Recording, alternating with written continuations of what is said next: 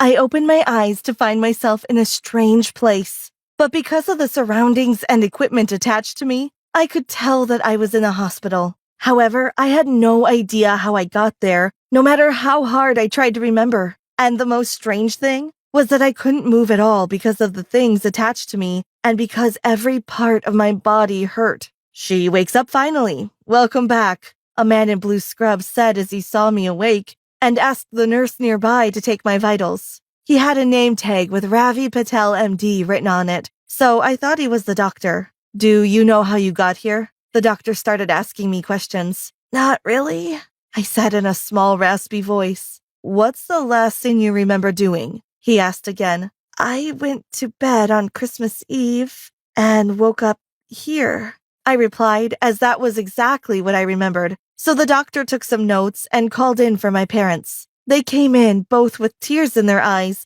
and kissed my forehead. Then the doctor told them about how I remember going to bed on Christmas Eve and a few more things. "But we only got to celebrate Christmas last year," my mom said to the doctor. After that, the doctor asked to see some scans of my head injury, examined it, and came to me and said, "Flora, you were in a coma for 2 months because of a car accident. It seems you have retrograde amnesia because of that, since you have forgotten events of a whole year." After hearing what the doctor just said, my parents started acting strangely and asked to talk to the doctor somewhere else, and we went outside. Meanwhile, the nurse injected me with something, so I instantly fell asleep. Although I had gotten up from 2 months in a coma, the doctor said that I hadn't fully recovered, so I had to stay 5 more months in the hospital. During that time, none of my friends came to visit me, not even my best friend Sarah. We had been friends since elementary school, and she didn't even bother to at least call me at such a time of my life. That made me feel so bad, but I was grateful that my parents were there all the time, taking care of me, which made it easier. They made sure I had everything I needed. After 5 months, the doctor declared me fit to go home, and thus I was discharged. I couldn't remember a year of my life, and I had a lot of scars from the accident, but I was happy that I could finally go home as I was getting somewhat sick of the hospital. When I went home, too, my friends showed no effort to come and see me, or call or text. Even when I was the one calling or texting, they didn't return it. So a few days later, I decided that I would pay Sarah and a few of my other friends a visit. But I soon realized what a terrible idea it was. Some of my friends didn't even open the door for me, and some just asked me to leave as soon as they saw me. Finally, I went to Sarah's house and saw that she was sitting out on her porch going through her phone. But when she saw me coming, she instantly stood up to get inside. "Hey, Sarah, wait up," I said, increasing my pace of the walk. She did stop and turned around, but what she said next completely broke my heart. "Why are you here?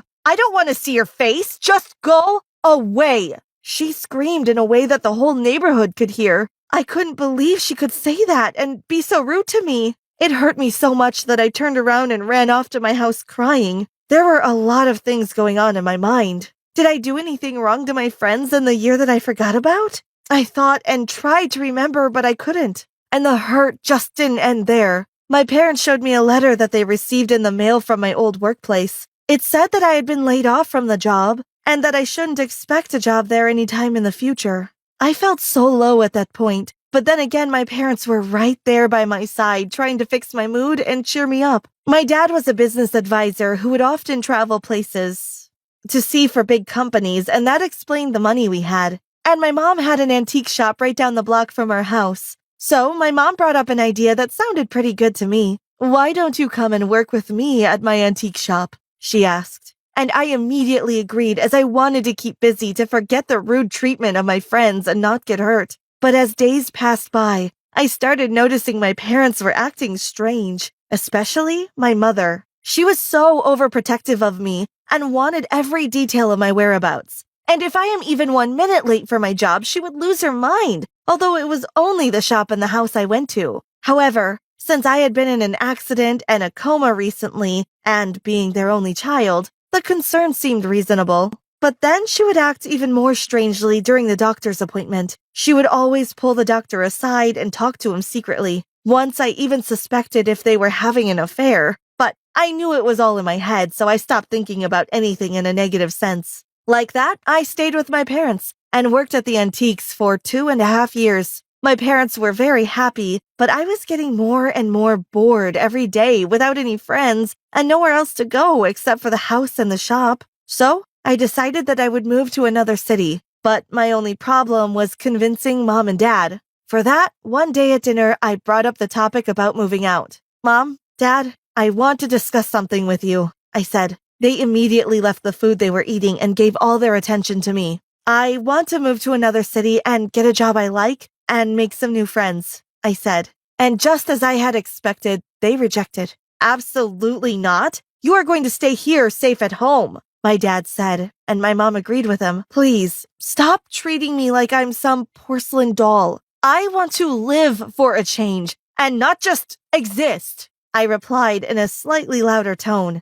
And as I was insistent and stubborn about it, my parents couldn't say or do anything that made me stay. Finally, I moved to another city and my parents helped me with the move, and I started living alone. But something changed after some days from the move. I started getting nightmares almost every night. In the nightmare, I would be in a car that would crash at the end of it. But the strange thing was, I wasn't alone in the car, and the dream was blurry, so I couldn't figure out who it was. It bothered me a lot. Was there anyone with me during my crash? I thought, but then if there was, my parents would have told me. Still, I wanted to ask my parents about it, but I knew that if I let them know that I was having nightmares, they would leave everything they were doing and show up at my door in an instant, so I refrained from that. However, I was having a pretty good time with my new life in the new city. I loved my job and my workplace, and I had even made friends from there. We used to hang out twice every week, plus additional parties and brunches. There was a cute guy at work whom I had a huge crush on, and according to my friends at the office, he had a crush on me too. But I could never bring myself to talk to him no matter how much my friends forced me to.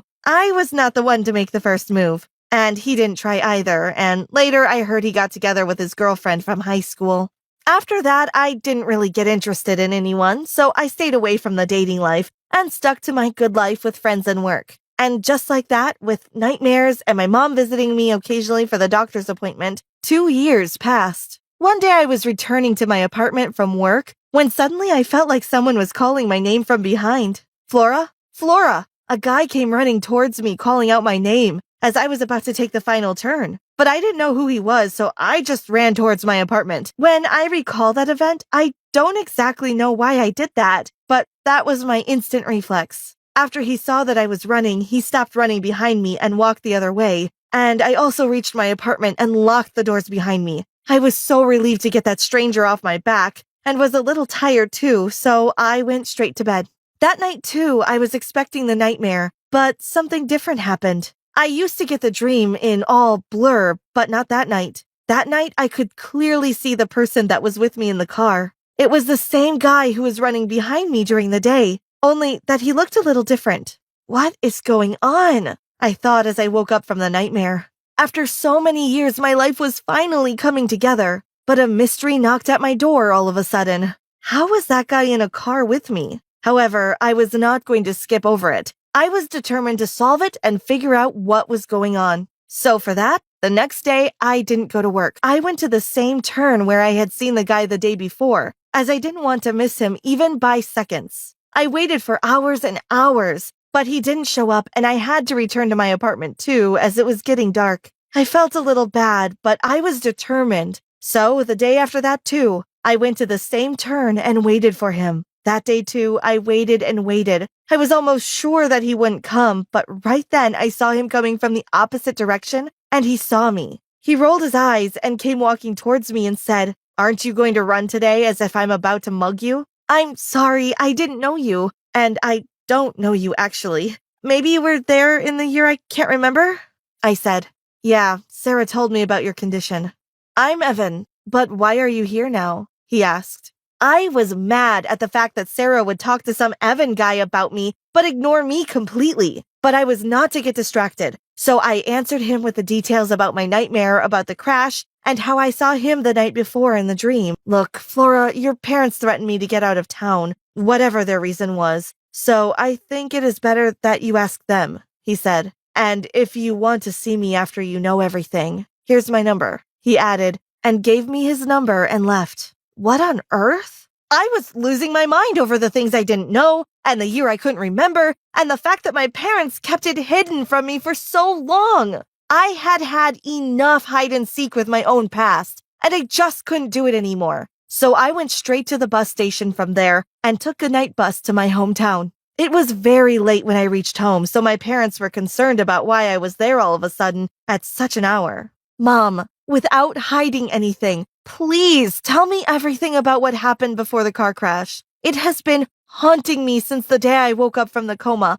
Please, Mom, I said and started crying as I couldn't hold back my emotions. My mother's face went pale and she sighed. I should have had taken that as a signal to brace myself, because what she told me next tore me to pieces. I'm sorry we kept it a secret from you, but you were in love with an irresponsible brat, Evan. You had met him during the New Year's Eve that year, and the night of the car crash, you guys were running away, as we disapproved of your relationship. In the crash, you got so hurt, which sent you to a coma while he got off with just a couple of bruises, she said. She told me that she and my dad both didn't like him, so to get him out of their life, they threatened him to go away, and even paid off my friends to not talk to me, so that I wouldn't have any source for details.